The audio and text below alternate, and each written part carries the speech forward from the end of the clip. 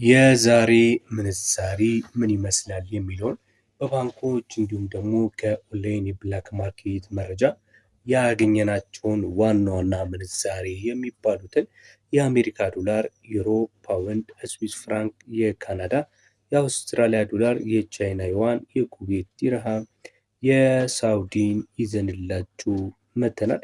እንግዲህ ሌሎች ምንዛሬዎች አሉ በባንኮች እና በጥቁር ገበያ የኦንላይን መረጃ መሰረት ዛሬ በስንት እየተዘረዘሩ እንደሚውሉ የምንነግራችሁ ይሆናል። እስከ መረጃው መጨረሻ ድረስ አብራችሁን ቆዩ። በዚህ ዩቲዩብ ቻናል ላይ የሚለቀቁት የተለያዩ ከንግድ ከወርቅና ከምንዛሪ ጋር የተያያዙ መረጃዎች እንዳያመልጣችሁ ሰብስክራይብ በማድረግ እንዲሁም የደውል ምልክቷን በመጫን ዘውትር የምንለቃቸውን መረጃ እንድትከታተሉ እየጋበዝን ቀጥታ ወደ ዛሬ ወደ ህዳር 8 2018 ዓ.ም የምንዛሪ መረጃዎቻችን እናልፋለን።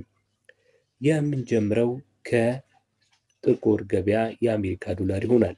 በ180 ከ23 እየተሸጠ ሲገኝ በባንክ ደግሞ በ150 ከ53 መግዣ በመሸጥ ላይ ነው የሚገኘው። ይህ እንግዲህ የንግድ ባንክ ነው እየነገርኳችሁ ያለሁት። እዚህ ላይ የ10 ብር የቦነስ ተጨማሪ አለው። 10 ብር ተጨማሪ ሲኖር እንግዲህ ወደ 160 አካባቢ በባንኮች የ1 ዶላር መግዣ ዋጋ ሆኖ ተመዝግቧል ማለት ነው።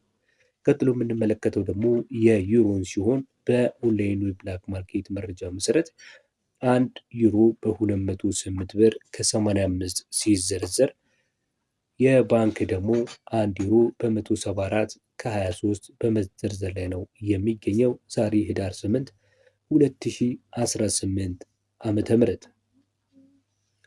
100 ዩሮ ካላችሁ ደግሞ በ20885 ነው። 100 የአሜሪካ ዶላር እንዲሁ ካላችሁ ደግሞ በጥቁር ገበያው በ18023 ነው። በባንክ ደግሞ 15053 ብር ሲደመር 100 ብር አለው ማለት ነው።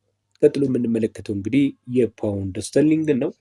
1 የፓውንድ ስተርሊንግ መግዣ ዋጋ በባንክ በ194 ብር ከ02 ሲሆን 100 የፓውንድ ስተርሊንግ ደግሞ በ19402።